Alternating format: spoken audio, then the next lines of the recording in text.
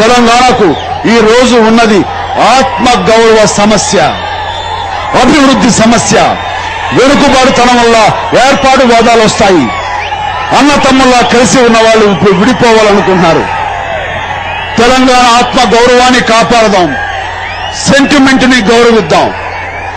విడిపోవడం అనివార్యం అయితే అది ప్రజాభీష్టం అని అనుకుంటే కూర్చుని సామరస్యంగా అది సాగిపోవడానికి మా వంతు కృషి చేస్తాం,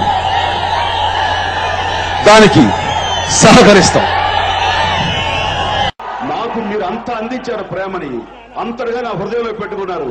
అలాంటి మీ హృదయాన్ని అర్థం చేసుకోలేనా, మీ గుండెని అర్థం చేయలేనా, మీ హృదయ స్పందనని అర్థం చేసుకోలేనా? ఖచ్చితంగా తెలంగాణ ఆత్మ గౌరవానికి విలువిచ్చే మనిషిని తెలంగాణ గడ్డ దాటేలోగా నా అభిప్రాయాన్ని ఖచ్చితంగా చెప్పి తీరుతాను, పాటిస్తున్నాను. Yes, thank you.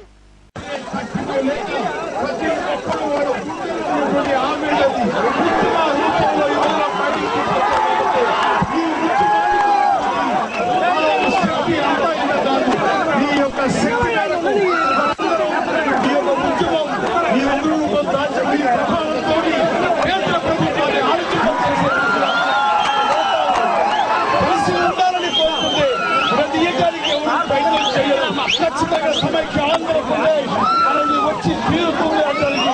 ఈ రోజున మీ ఉద్యమం మీ ముద్ర రూపంలో దానికి నేను మీతో పాటు ఉంటాను.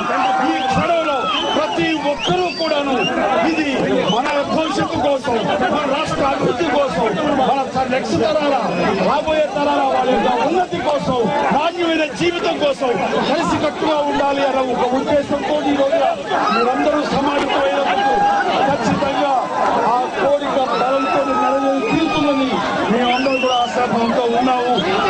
అందుకనే ఈ రోజున నాయకులు వెంటే ప్రజలు కాదు, ప్రజల వెంట నాయకులు ఉన్నారు.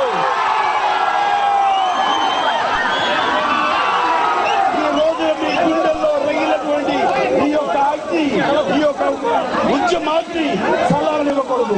ప్రతి ఒక్కరు కూడా బాధ్యతగా వాళ్ళందరూ గుర్తెరిగి మన రాష్ట్రం మనది, మన భవిష్యత్తు మన చేతుల్లో ఉంది అన్న భావంతో ఎవరు ఎంత ఇదిగా ప్రయత్నించినా, ప్రతియాలని ప్రయత్నించినా రావాలని రాకూడదని వాళ్ళందరూ కూడా అంత ప్రభావితం మీలో ఉంది. అలాగా రాజకీయ పార్టీలకు అతీతంగా ఉన్న వాళ్ళందరూ తెలియజేస్తాను. మీ ఆశయం నెరవేరుతుంది. అది నడుము బిగించి ప్రతి మారుమూలకి దీన్ని తీసుకెళ్లే దిశగా నేను బాధ్యత వహిస్తాను. జై సమైక్య ఆంధ్రప్రదేశ్.